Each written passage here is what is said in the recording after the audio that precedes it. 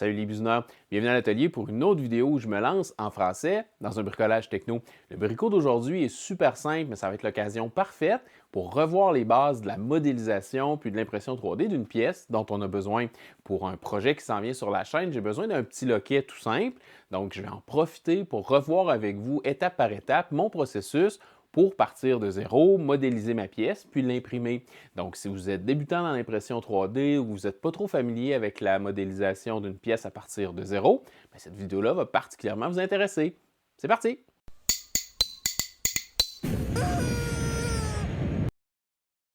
Donc, la première chose que je vais faire, c'est me faire un petit croquis de la pièce dont j'ai besoin. Dans mon cas, là, tout ce qu'il me faut, c'est une espèce de glissière rectangulaire. En fait, il me faut un crayon qui fonctionne aussi. Bon, donc, comme je disais, ce que je cherche à faire, c'est une pièce rectangulaire comme ça, qui peut bouger de gauche à droite sur le dessin, qui va être à l'intérieur d'une autre pièce qui va le tenir captif, comme ça. Et puis, cette membrure-là va pouvoir justement glisser là, de gauche à droite. Ici, il y aurait quelque chose à barrer, puis quand le loquet est entré à l'intérieur, c'est déverrouillé, puis quand le loquet est sorti, c'est verrouillé. Donc, si je mets ça là, en vue de section, ça pourrait ressembler à une espèce de pièce un peu en C comme ça, qui garde prisonnière là, le loquet en tant que tel. Puis ce loquet-là aurait une attache sur le dessus pour pouvoir fixer un mécanisme là, pour actionner ce loquet-là. Donc ça, c'est si on le voit debout, là, le loquet pourrait aller vers en haut ou vers en bas. Donc ça ressemblerait un petit peu à ça. On va avoir deux pièces à se fabriquer, le loquet mobile, puis la base fixe de notre loquet. Donc, ce n'est pas deux pièces qui sont super compliquées, mais je vais vous montrer comment j'y arrive, là, puis ça va vous donner des bonnes bases si jamais vous aussi vous avez une pièce plutôt simple à modéliser de votre côté. La prochaine étape va se passer sur une plateforme web que je vous ai déjà montrée sur la chaîne. Ça s'appelle Tinkercad. Donc, on se retrouve à l'intérieur de l'ordinateur. Je vais ouvrir une page Internet, puis je vais me rendre sur la plateforme www.tinkercad.com.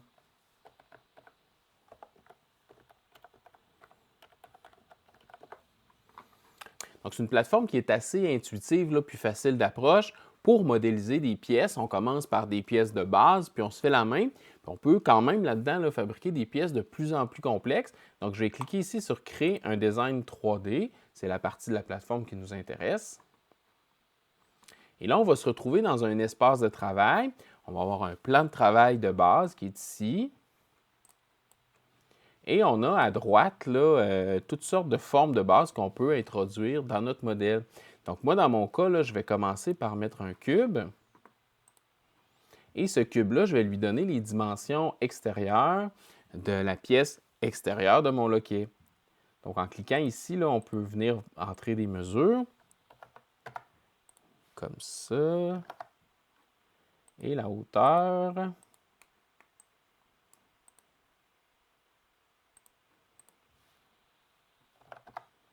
Comme ça. Et là, maintenant, dans cette boîte-là, je vais venir encaver la forme là, un peu en T là, dans laquelle mon loquet va coulisser. Donc, pour faire ça dans Tinkercad, on peut ajouter un objet qui est en fait un trou, un objet vide. Donc, je vais venir le mettre ici. Et cet objet-là, qui va créer un vide dans notre boîte qu'on a dessinée plus tôt, je vais lui donner ses mesures.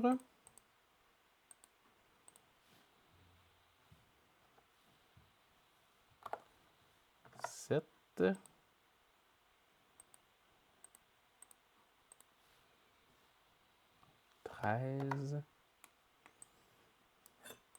Puis en profondeur, je vais lui en donner là, juste un peu plus que la profondeur de mon loquet. Comme ça, là, le trou va vraiment passer d'un bout à l'autre de ma pièce.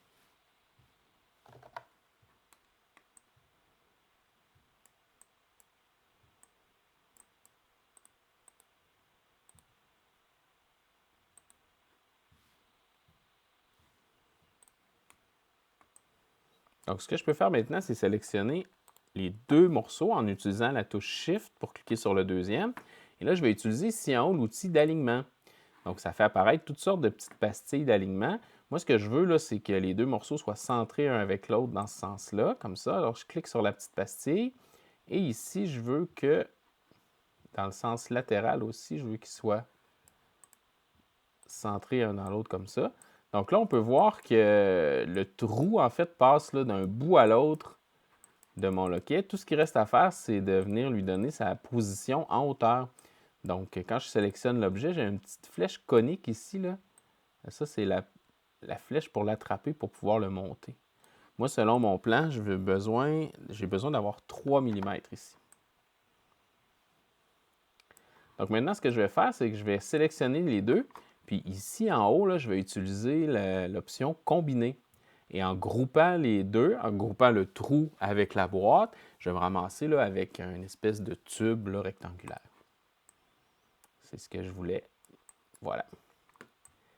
Maintenant, je vais faire la partie ouverte ici, là, la partie du T qui est en haut. En utilisant le même principe, là, je vais me placer un trou qui est un prisme rectangulaire de la bonne dimension pour venir le combiner avec mon morceau pour pouvoir retirer la matière dont je n'ai pas besoin.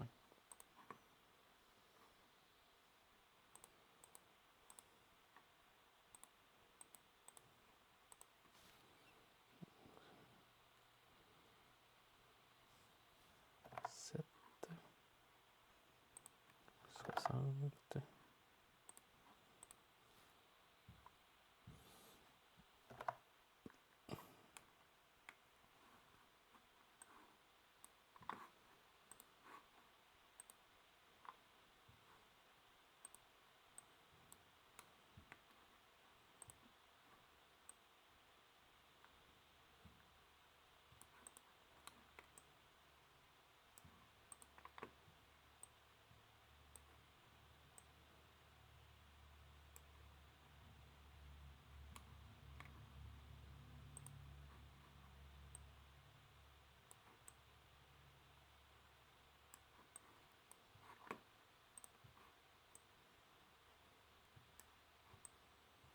Alors voilà, donc maintenant que ça c'est fait, j'ai la pièce extérieure de mon loquet qui est prête. Il me reste seulement là, à créer la pièce intérieure, qui elle aussi va être fabriquée à partir d'un cube.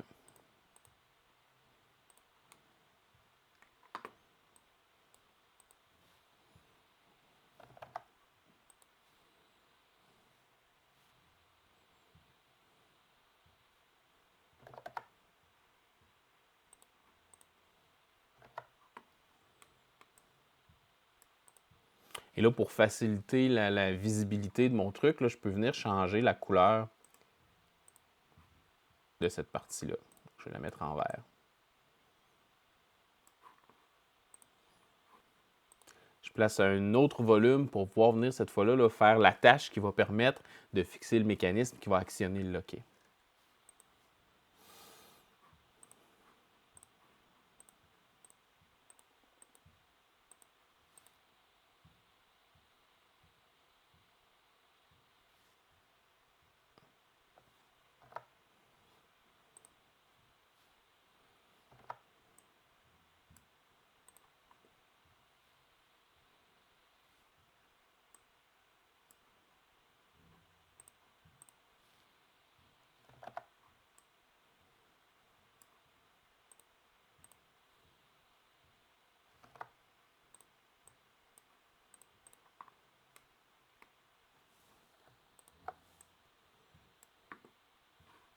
Je vais venir aligner ces deux composantes-là.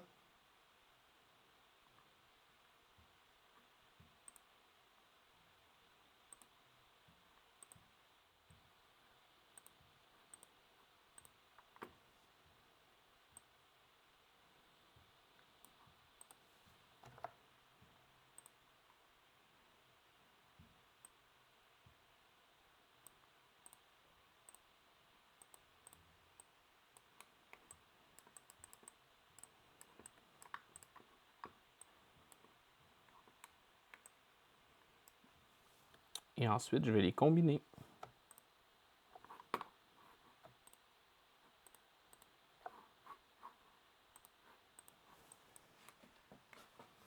La dernière chose que je veux faire, c'est placer un petit trou ici pour pouvoir fixer là, le mécanisme qui va actionner le loquet.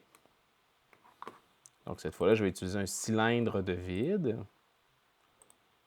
Je vais venir le placer dans la bonne orientation. Je vais le dimensionner.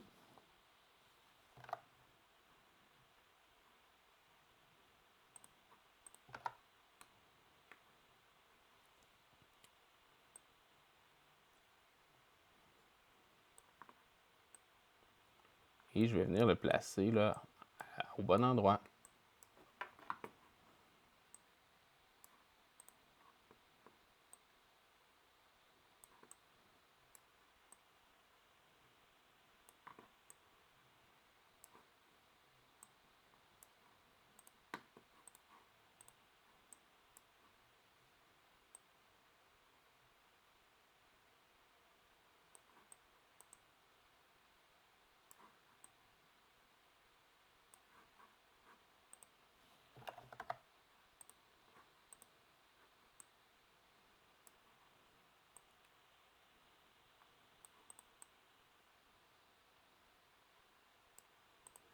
Donc, une fois que c'est bien placé, je vais pouvoir sélectionner mes deux entités et les combiner.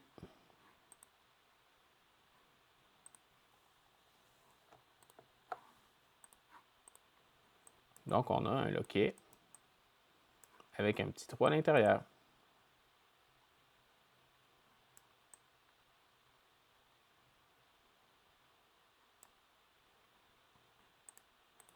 Maintenant, ce que je vais faire, c'est que pour venir valider mes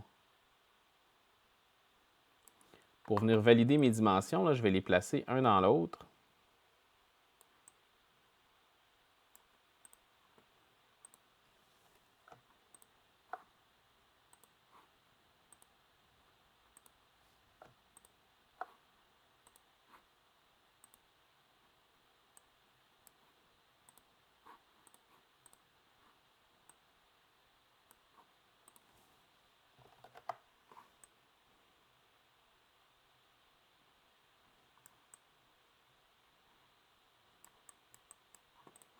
Et là, on peut voir l'action que je veux avoir pour mon loquet. En fait, là, c'est vraiment...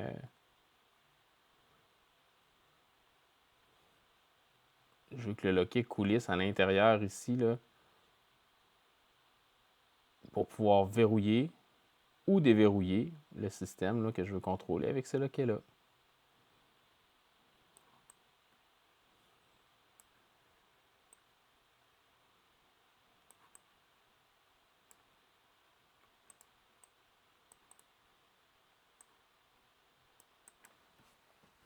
Donc, comme on peut voir, c'est deux morceaux qui ne sont pas très compliqués, mais moi, je trouve ça intéressant là, de démarrer comme ça là, en fabriquant des pièces plutôt simples.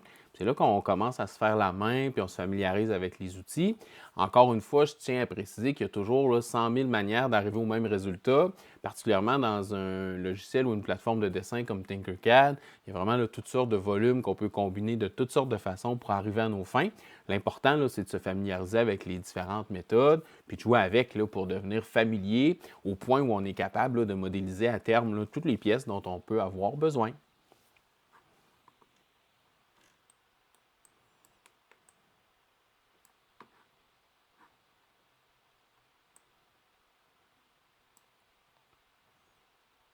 Donc maintenant que mes pièces sont prêtes, je vais les exporter pour pouvoir les imprimer.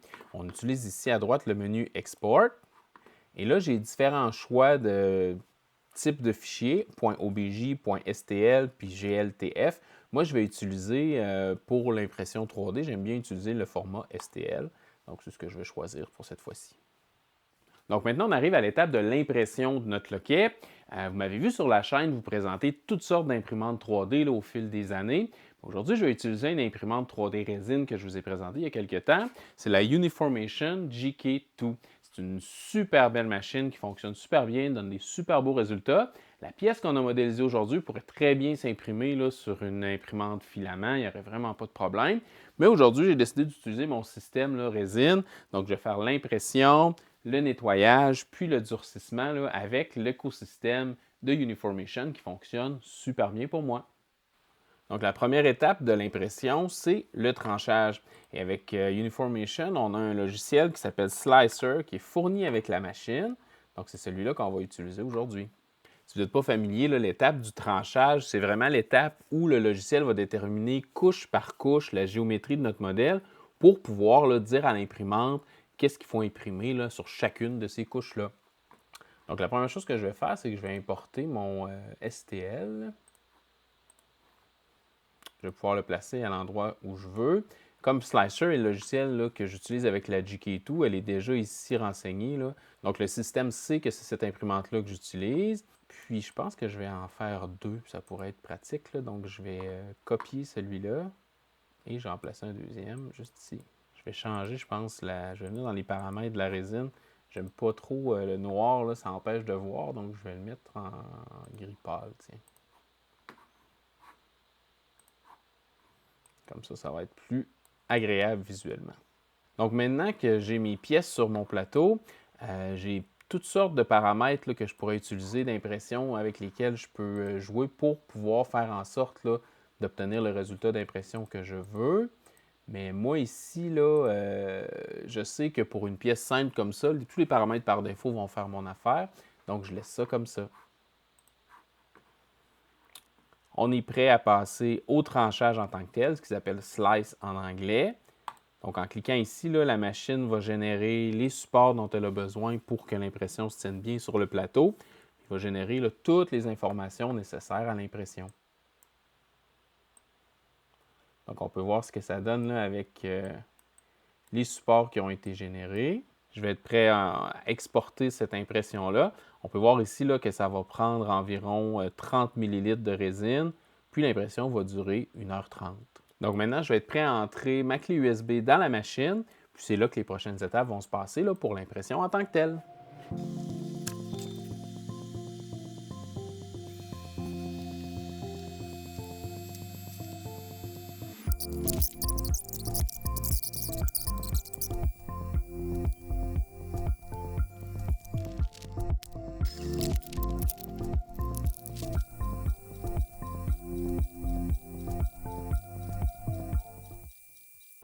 Donc maintenant, l'impression est terminée. On va voir ce que ça a donné.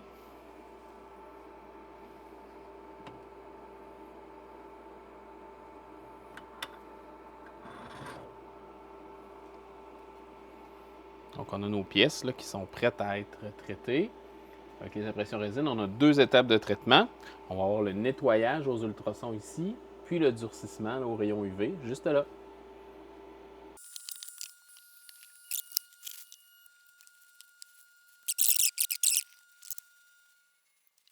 Alors voilà, mes morceaux sont prêts.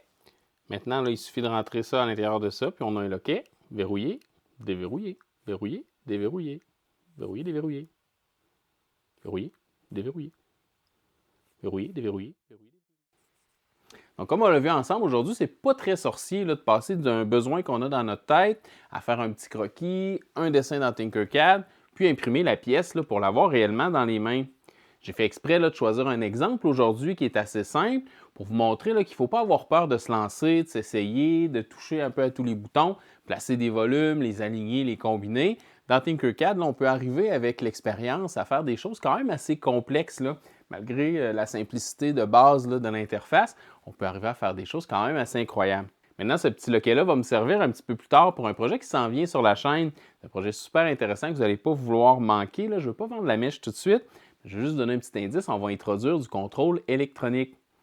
Donc, si vous n'êtes pas abonné encore à la chaîne, je vous conseille fortement de le faire pour ne pas manquer ça. Puis aucun autre des bricolages techno dans lesquels on s'embarque ici à la Bisounerie.